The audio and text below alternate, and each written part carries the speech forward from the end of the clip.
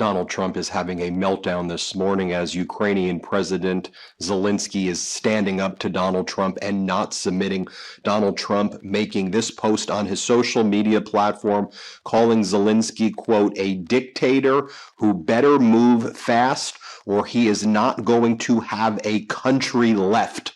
Donald Trump threatening Zelensky and Ukraine, just outright overt threats on social media. Let me read for you this entire post that Donald Trump made this morning. He goes, think of it, a modestly successful comedian, Volodymyr Zelensky, talked the United States of America into spending $350 billion to go into war that couldn't be won, that never had to start, but a war that he, without the U.S. and, quote, Trump, will never be able to settle.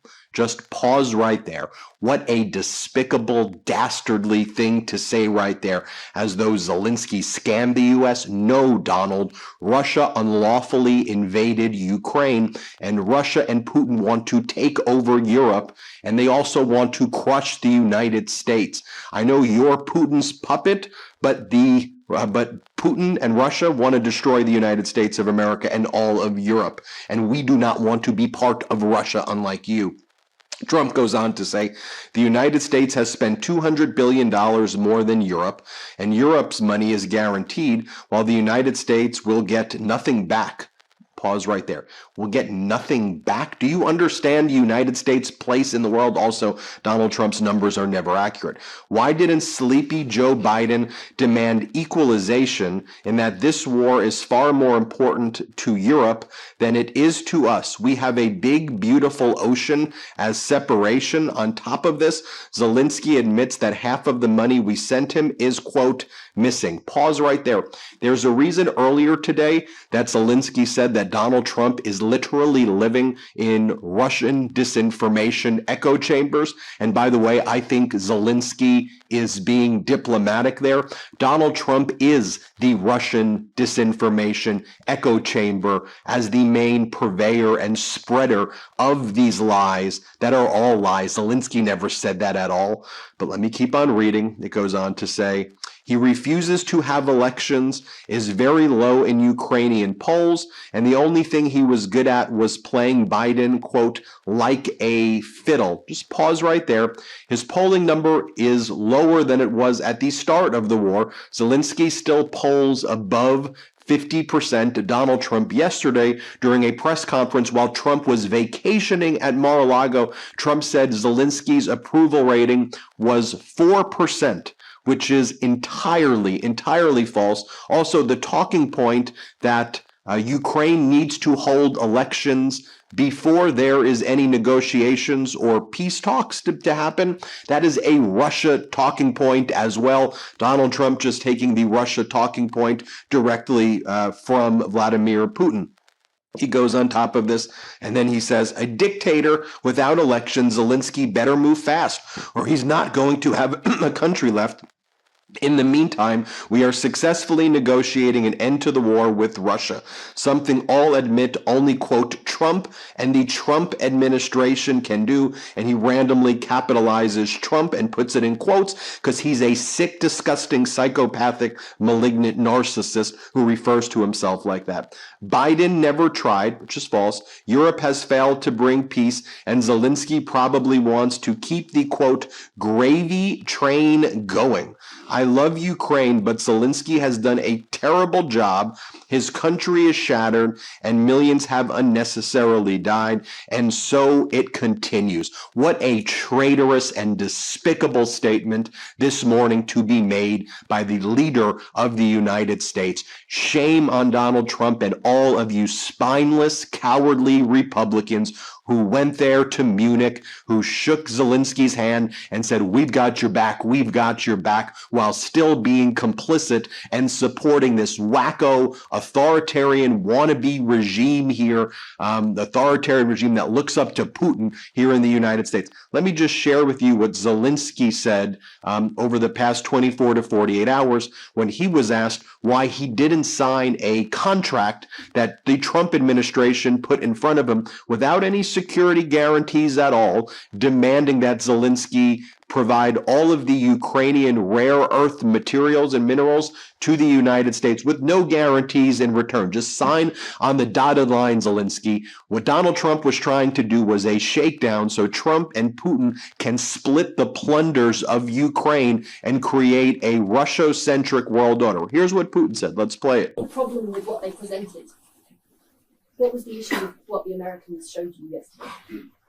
It's not in our interests today, not in interests of sovereign Ukraine. I'm just a president. I'm a manager. And after my term, there will be another manager. And these resources, this is not mine, of our people. And I'm a guarantor that these resources will have our children. With all partners, please make profits, make business, is open for your companies, in some cases exclusive to your players. We are strategic partner, and that's why we trust Americans, American people, and some European countries who helped a lot. It's about it, but it's not mine. I'm not take, give. It's very serious things. Okay. And by the way, remember what Donald Trump said while he was campaigning? Do you remember when he said that he would end the war before he even took office? Because he says he knows Zelensky well and he would be able to resolve the situation in 24 hours. He said even before he took office, during the transition, he'd be able to accomplish it. Well, I've got the receipts. Let's play that clip. End the war in Ukraine in 24 hours. Yes, I do. How would you do that? I know Zelensky very well. I'll end that war between those two countries in 24 hours. It won't even take that. But by the way, Donald Trump lies about everything. Here's the video of him saying that he was going to, well, I'll just do this side by side here, okay? Of Trump saying that he was going to bring down prices on day one. Prices were going down under former President Biden, and now the prices are going back up. Inflation is back, and it's surging under Donald Trump because of his reckless economic policies that have hit America very, very quickly. Here, play this clip. Starting the day I take the oath of office, I will rapidly drive prices down, and we will make America affordable again. We're going to make it affordable again. Yeah. And inflation is back. I'm only here for 2.5 weeks. That was January. Inflation there is back. For a week. No, think of it. Inflation's back. And they said, oh, Trump, I had nothing to do with it. In addition to that post about Zelensky, Donald Trump then posted fact sheet.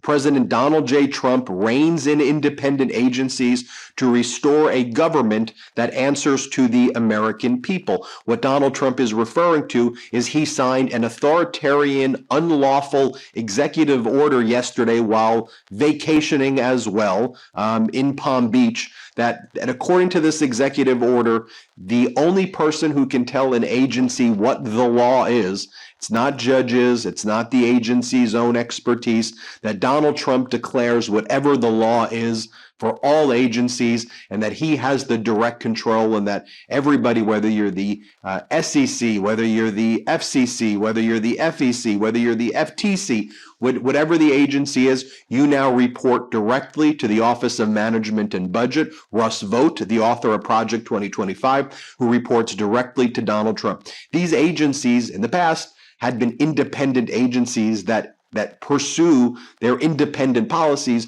but now Trump is saying it all goes through me. I say what the SEC does. I say what the FEC does. I say what everything does. Donald Trump is an authoritarian. Here, play this clip. Lastly, we have another executive order that President Trump signed relating to independent agencies. This executive order would establish important oversight functions in the Office of Management and Budget and its subsidiary office, OIRA, supervising independent agencies and many of their actions, and also reestablishes the longstanding norm that only the president or the attorney general can speak for the United States when stating an opinion as to what the law is. Thank you very much, Will. That was the primary purpose of this conference. Just so you can see this executive order for yourself, It's called Ensuring Accountability for All Agencies. And if you read it, it goes on to say that it says that in order to approve administration of the executive branch and to increase regulatory officials' accountability to the American people, it shall be the policy of the executive branch to ensure presidential supervision and control of the entire executive branch.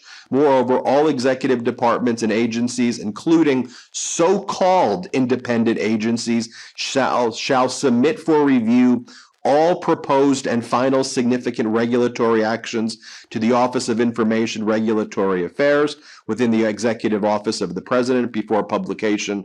The so-called, he calls them so-called independent agencies. Also, if you look at Section 7, Trump's new executive order instructs federal employees to ignore the judiciary's interpretation of the law and follow his instead. Meanwhile, you have DOJ. It looks like they're changing the numbers where they're claiming fraud exists. So yesterday they claimed that they found $8 billion in fraud, but when you actually looked at this specific company's government contract, it didn't say 8 billion, it actually said 8 million, but DOJ said that they saved 8 billion. And then they changed the numbers, it looks like, in the computer system to have it be reflective of 8 billion. I actually reached out to that company directly, and the company told me that it was 8 million, a ceiling of 8 million, not 8 billion, as DOJ had said. And then we're also learning that Department of Homeland Security Secretary Kristi Noem warned all of her employees that they would be getting polygraph tests to crack down on leaks that agency officials say have foiled immigration raids. All polygraphs must include questions on unauthorized communication with media and nonprofits. Ellen Gilmer got that scoop right there. Great work, Ellen. That's what we got for you right now. Hit subscribe. Let's get to 5 million subscribers.